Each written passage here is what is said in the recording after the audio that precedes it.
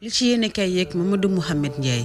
jërë ngeen jëf borom suma assistance di docteur Babacar Niang janowaat na démb ak enquêteurs yu urbain yi la ñu ko doon laaj ak la mu leen tontu yu ca bari ñi ngi ci l'observateur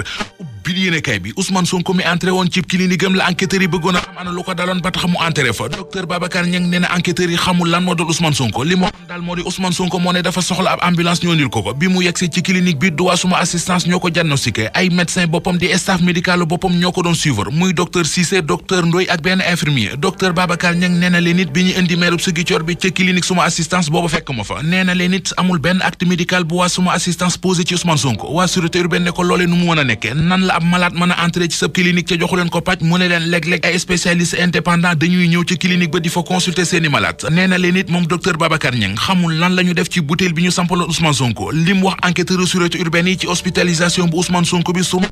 ni mu ko tuddee mooy ay révélation yu mag xamal na leen ne Ousmane Sonko ab staff médical am ñoo ko doon suivre ñu suivre cas bi ba ci xët mu njëkku libération mi ngi ñuy wax li docteur Babacar Niang wax enquêteur yi entrée gi Ousmane Sonko entré woon ca clinique suma assistance yéenekaay bi tegal nañu ci ne prolongé nañu garde à vue bu docteur Babacar Niang moom docteur Babacar Niang ay naatangum yi ko bëggoon gis muta leen source ne nañu mujjee nañu ko gis démb gisee nañu ak moom lu mat ñeent fukki minutes ak juróom journal libération jëlaat kàddu gi duñu wax ne El Malick Ndiaye secrétaire national à la communication bu parti Pastef déféré woon nañu ko démb waaye retour de parquet la am Cheikh Oumar Diagne ak Abdou Karim Gueye xurum xàq journal bi ne na ñoom delluwaat nañu ci kaso ba démb lañ leen mandat dépôt keneen ku ñu mandat dépôt démb ba jël yóbbu kaso libération ne nañu mooy Mohamed Bilal Diatta maire bu Kër Massar Sud tuumay attentat à la sûreté de l'État ak xutti war may njiit réew mi loolee la ñu koy toppee ci loolee libération ne nañu moom Mohamed Bilal Diatta nee na enquêteurs yi ba muy wax waxut ak Macky Sall en tant que président de la République waaye Macky Sall en tant que chef de parti politique la doon waxal nee na leen it wowul benn jeune violence ci ak résistance la woo jeune yi mu ne ko ñulug ba tax mu def vidéo bi wax ca la mu wax moo di rakkam ju góor dafa am asma bi mu nooyee grenade lacrymogène yi ca la jaaree faatu Le Quotidien bind ne juge d'instruction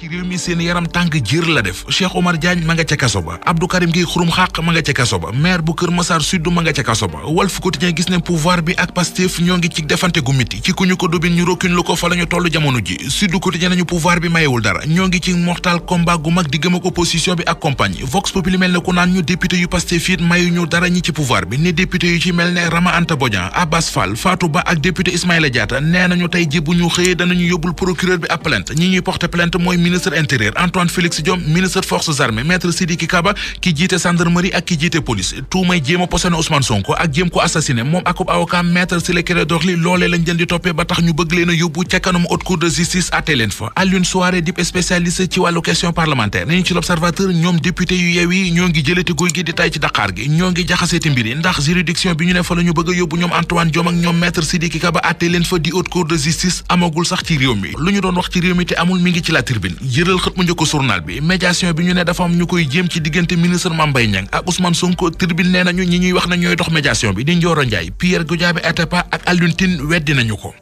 asalaamaaleykum wa rahmatullah waaw mu nekk la gën a fas yëglekaay tey taxaw seede bi naan la rek mooy que ni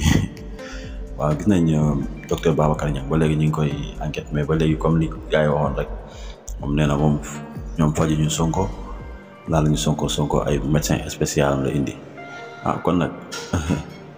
kon nag est-ce que duñ jéem a topp Sonko ci loolu parce que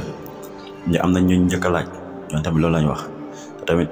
moom wax na lu leer nee na moom clinique am danaan def noonu danaan def koo xam da ngay ñëw indi say médecin ñu xoolal la sa bopp xëy na noonu la daan liggéeyee kon nag liñ ko fa entré yëpp liñ koy sonal yëpp mooy li fa Sonko dem rek li fa Sonko dugg rek loolu mooy problème bi waaye du problème que ni ki dee Medina wala nangam ak nangam loolu mooy problème waaw gis nañ suñu réew comme ni ñu ko waxee dañ démb rek mandat de dépôt yi retour de parquet waaw xam nga rek affaire da ngay dem ba mujj yow doo xam kii daa xamoo ni nga bañ a ànd ak président ba dugg kaso moo gën a yomb kilo ceeb dundukaa yi nii ci weeru koor gi métti na lool gisuñu suukar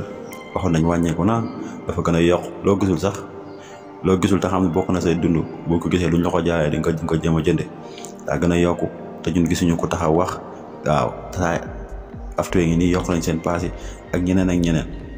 waaw Macky Sall la ngi nii di jéem a doo ci xel boppam xel nii que troisième candidature ak yeneen nga xam ne da ngay dem ba mujj yow doo xam si ban réew nga bokk doy na waar trop parce que dégg na tamit ñee dañuy am na ñuy dox médiation ci waa affaire Ousmane Sonko ak Mame Mbaye Niang loolu bu nekkoon médiation ñooñu bu yàgg lañ ci waroon dox wala ñu woon bàyyi ba mu toll fii ñu si doog a jox médiation amaana sax ñooñu nee na weddi nañ liñ leen wax ñi ci tudd ne ñoom dox ñu si médiation doxaanuñu si médiation waaw kon nag Sénégal instant bi métti na dëkk bi kii di ñaanal suñu gaynde yàlla na yàlla may ndam tey mu nekk seen taxaw seetlu di leen ñaanal jàmm wasalaatu wasalaam ala rasulullah asalaamaaleykum wa rahmatullahi taala wa barakaatu.